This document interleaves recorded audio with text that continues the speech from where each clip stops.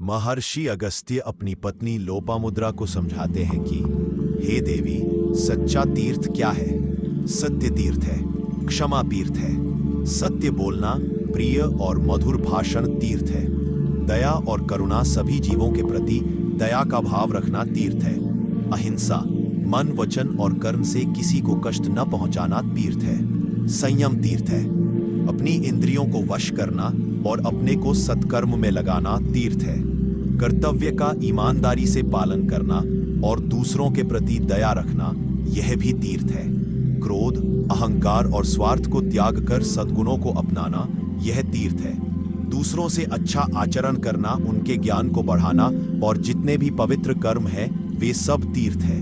बाहर के तीर्थों की अपेक्षा भी ये सभी तीर्थ श्रेष्ठ है।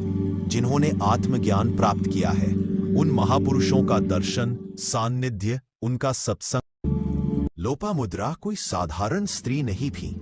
वह रूप, ज्ञान और त्याग की प्रतिमूर्ति थी, जिनका वर्णन ऋग्वेद सहित कई शास्त्रों में मिलता है। उन्होंने राजसी वैभव और सुख सुविधाओं का त्याग करके महर्षि अगस्त्य के साथ वन में सादा तपस्वी जीवन स्वीकार किया। वह केवल पत्नी नहीं बल्कि महर्षि की आध्यात्मिक यात्रा में समान भागीदार और प्रेरणा स्रोत थी। उन्होंने पत्नी और सहधर्मिणी के सभी कर्तव्यों का पूरी ईमानदारी और समर्पण से पालन किया।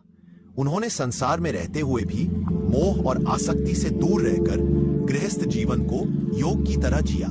उन्होंने अपने पति के साथ दार्शनिक संवाद किया और उन्हें कर्म तथा ज्ञान के संतुलन का महत्व तर्क से समझाया।